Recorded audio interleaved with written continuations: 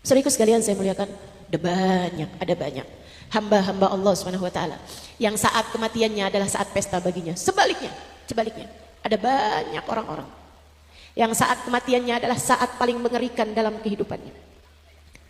Saudaraku sekalian yang saya muliakan, orang-orang yang matinya su'ul khotimah. Guru saya Sayyidil Habib Umar bin Hafid pernah bercerita.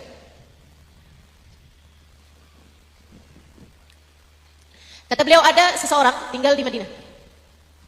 Dari sejak lahir sampai mati di Madinah. Hari-harinya di Masjid Nabawi. Sampai dengan dia tua, tinggalnya di Madinah. Kalau dia lagi ada di dalam kota, gak keluar kota. Tiap waktu sholat, dia sholat di Masjid Nabawi. Subuh, duhur, asar, maghrib, isya. Subuh, duhur, asar, maghrib, isya. Gak telat. Dia senang ada di Masjid Nabawi, dia senang sholat berjamaah. Meninggal dunia di Masjid Nabawi. Maksudnya meninggal dunia di kota Madinah. Disolati di Masjid Nabawi. Kemudian dikuburkan di Baqi. Saudaraku sekalian, dikuburkan di Baqi. Akan tetapi setiap kali jenazahnya dihadapkan ke arah kiblat, jenazahnya ngebalik, nggak mau ngadep arah kiblat. Dihadapin lagi ke arah kiblat, ngebalik lagi. Pelan-pelan dihadapin lagi ke arah kiblat, ngebalik lagi. Ganjel. Diganjal pakai batu, ngebalik semua batu-batunya. Ganjel pakai kayu, ngebalik sama kayu-kayu. Diganjel pakai besi, ngebalik mau besi-besinya. Ditanyakan kepada Syekh pada zaman tersebut, dihadirkan. Ya Syekh, ini begini keadaannya gimana nih Syekh? Kata Syekhnya, marah rabbuka illa bi'adha fakhallu. Allah emang maunya kayak begitu, udah biarin aja. Kita nggak bisa bikin apa-apa terhadap maunya Allah Subhanahu wa taala. Ini artinya apa ya Syekh? Syekh tersebut menjawab, innahu laisa min ahlil kiblah. Artinya orang ini bukan termasuk dari ahli kiblat. Artinya orang ini bukan termasuk umat Nabi Muhammad. Artinya orang ini mati bukan termasuk di antara umat Islam. Disolatkan di Masjid Nabawi, dikuburkan di Baqi. Kenapa Syekh sebabnya? Syekhnya bilang, kalau itu saya nggak tahu. Silakan tanyakan kepada keluarganya. Yang biasanya kenal sama orang kan yang paling dekat sama dia kan. Maka ditanyakanlah kepada istrinya dan anak-anaknya. Istrinya bilang, suami saya soleh. Suami saya sholat nggak tinggal, sedekah nggak kurang, haji umrah. Suami saya nggak kurang-kurang ngasih nafkah sama anak-anak. Suami saya nggak kurang-kurang ngasih nafkah kepada istri, penuh tanggung jawab. Suami saya nggak pernah ngerebut harta orang lain. Suami saya nggak berani terhadap yang haram-haram. Akan tetapi memang meskipun setiap hari sholat di Masjid Nabawi, tak pernah sekalipun dia datang berziarah ke makam Nabi Muhammad. Hatinya kosong dari rasa cinta kepada Nabi Muhammad. Dia lupa, dia tak sadar bahwasanya Masjid Nabawi tidak akan menjadi Masjid Nabawi kalau tidak karena Nabi. Dia lupa bahwa Masjid Nabawi tak akan berlipat ganda fadilah salatnya kalau saja tidak karena baginda Nabi besar Muhammad. Hati yang kosong dari cinta kepada Nabi, Allah tak berkenan menerima semua ibadahnya, hanya akan ditolak di sisi Allah Subhanahu wa taala. Naudzubillah min dzalik.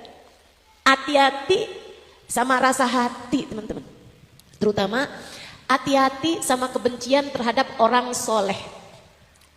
Saya mau cerita, Bang dari tadi juga cerita ya. Di kampung kami di Indramayu ada makamnya Habib Muhammad bin Abdurrahman Assegaf, kakek saya. Sebenarnya tepatnya kakeknya kakek saya. Ya, saya generasi kelima dari beliau. Habib Muhammad bin Abdurrahman Assegaf, seorang ulama, seorang soleh, seorang wali min auliyaillah. Dikuburkan tidak jauh dari rumah kami, rumah orang tua saya.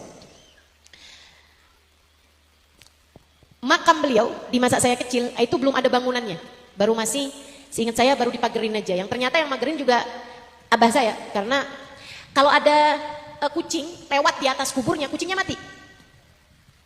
Kalau ada ayam lewat di atas kuburnya, ayamnya mati besoknya. Akhirnya biar nyelamatin binatang-binatang nih, biar gak pada mati gitu, sama abah dikasih pagar. Kasih pagar, cuman pagar gitu aja, biar binatang gak lompatin atau gak lewat di atas kuburnya. Satu waktu masjid depan rumah, di masjid depan makam, mau dilebarin.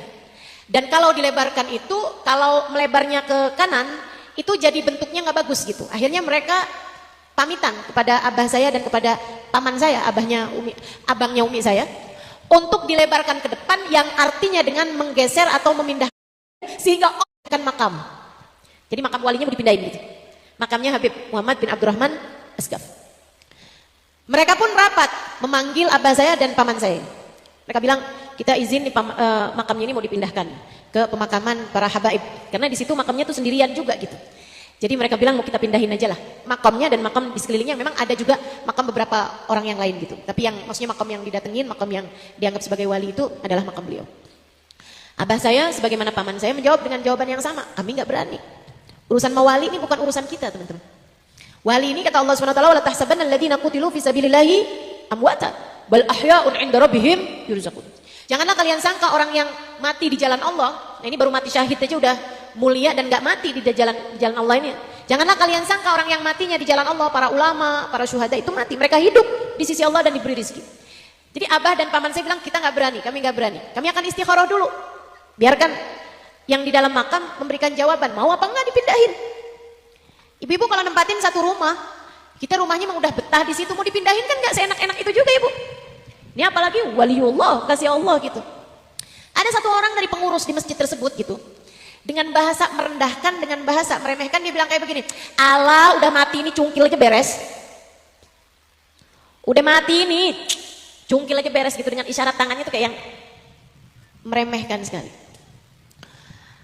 Ya. Kemudian meeting pun atau rapat pun selesai, gitu kan ya? Dengan tetap pemikiran bahwa kita nggak berani untuk melakukannya. Kami akan beristikharah, minta jawabannya.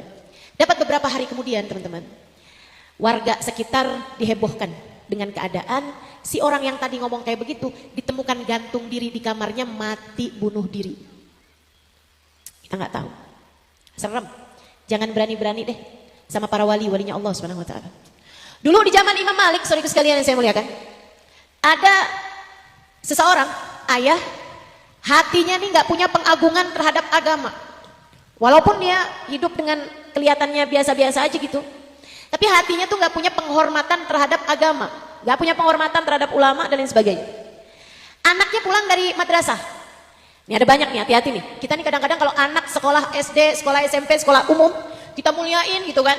Seragamnya mesti bagus, sepatunya juga kita beliin gitu kan. Tapi giliran anak sekolah madrasah, sendalnya sendal jepit. Nggak jelas warna seragamnya. Kalau urusan bayar SPP sekolah umum, waduh luar biasa. Cepetnya, baru tanggal berapa udah kebayar. Tapi giliran urusan madrasah, SPP-nya nunggak 3 bulan. Gak apa-apa lah, gak dibayar, biarin ini ustadz mah mesti ikhlas. Ada tuh yang model begitu, hati-hati, hati-hati. Masalahnya ada pada kamu menghormati ilmu agama seperti apa gitu. Jangan sampai nih, kayak si bapak ini. Anaknya pulang madrasah dengan bangga.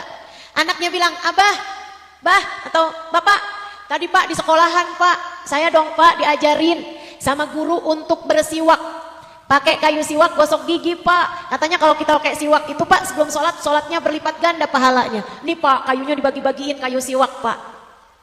Bapaknya bilang, coba lihat sini nak, lihat sini nak. Kasihin sama bapaknya digini nih. Apaan ini mana? Ini nih pantasnya buat lempar anjing. Kayu beginian, ini kalau bapak dikasih nih, ini buat lempar anjing nih. Serius sekalian, istrinya sedang hamil. Istrinya kemudian melahirkan pada suatu malam di rumah mereka, anaknya lahir, mukanya kayak anjing. Dia sedih, dia kecewa, dia murka, dia muntah melihat anaknya lahir seperti itu. Kemudian dia pun ngambil pedang, dia bunuh anaknya. Dia luar biasa sakit hatinya, keselnya, marahnya. Habisnya dia bunuh anaknya, dia pun kemudian bunuh dirinya. Guru kami Sayyidil Habib Umar yang menceritakan kisah ini mengatakan, ini disebabkan karena hatinya kosong dari rasa cinta kepada Allah, rasa cinta kepada ajaran Allah, meremehkan sunnah-sunnah Rasulullah, meremehkan syiar agama Allah Subhanahu wa taala apapun bentuknya. Maka hati-hati terhadap hatimu.